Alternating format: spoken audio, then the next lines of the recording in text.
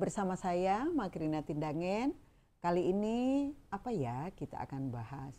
Kita sampai di episode terakhir untuk cerita pendek terkait dengan royalti dan hak kekayaan intelektual. Ada dua lembaga yang saya datangi, yaitu Lembaga Penelitian dan Pengabdian Masyarakat atau sering disingkat dengan LP2M, Universitas Mula Warman, dan juga Fakultas Hukum Universitas Mula Warman.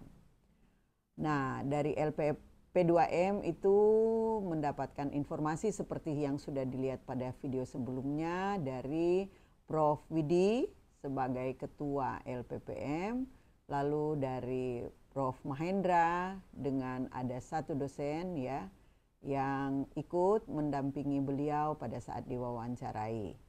Baik, apa kesimpulannya dari opini tersebut?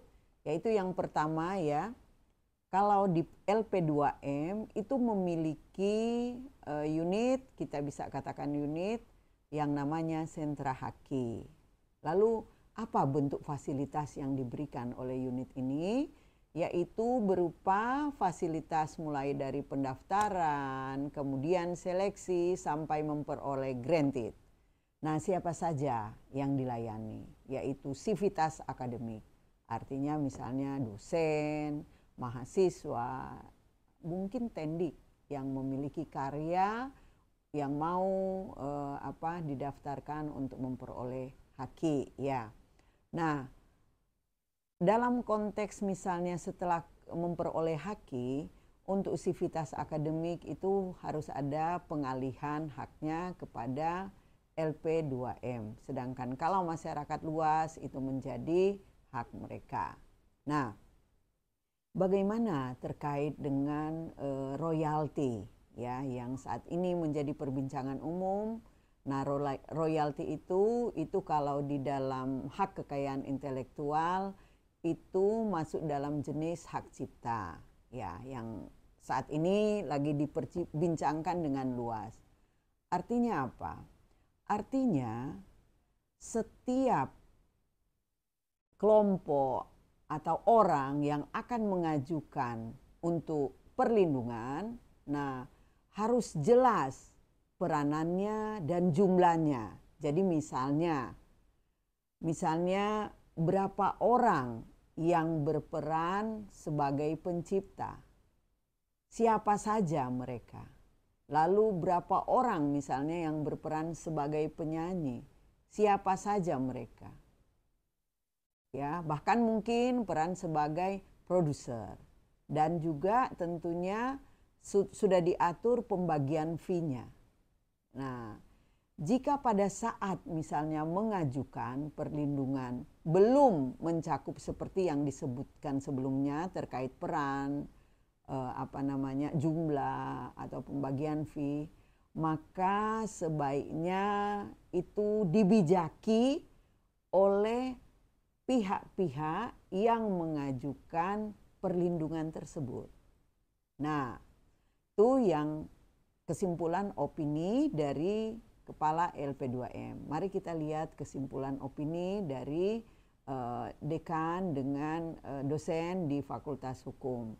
Nah, royalti itu kan sebenarnya salah satu bagian perlindungan yang diberikan kepada pengaju ya, yang disebut dengan hak kekayaan intelektual. Nah, hak kekayaan intelektual ini macam-macam ya. Hak cipta, paten, dan lain-lain ya. Nah, terkait dengan royalti dengan hak cipta ini ya, itu sebenarnya macam-macam juga. Jadi bukan hanya berupa lagu yang lagi diperbincangkan sekarang, tetapi berbagai macam kreativitas manusia yang diajukan atau didaftarkan untuk memperoleh haki. Nah, prosedurnya seperti apa? Diawali dengan adanya deklarasi, kemudian pendaftaran, lalu akan keluar haki. Ya, dalam hal ini kalau konteks royalti yang lagi diperbincangkan berarti hak ciptanya. Nah, yang menjadi problem itu adalah jika sudah memiliki hak cipta, lalu ada orang yang menyanyikan, lalu itu membuat hak ekonomi dari berbagai peran itu ya itu tidak diperoleh oleh berbagai peran itu. Nah, itu yang menjadi permasalahan. Nah, kita tahu bahwa hak cipta ini masuk dalam hukum yang namanya perdata. Nah, hak cipta ini tentunya tadi terkait dengan peran. Ada yang penulis atau istilahnya pengarang lagu, ada yang performa atau istilahnya penyanyi, dan ada mungkin produsernya. Ya, nah itu semua pihak-pihak itu tentunya saling berkolaborasi dan mereka terikat dengan adanya perjanjian yang mungkin sering kita istilahkan dengan lisensi.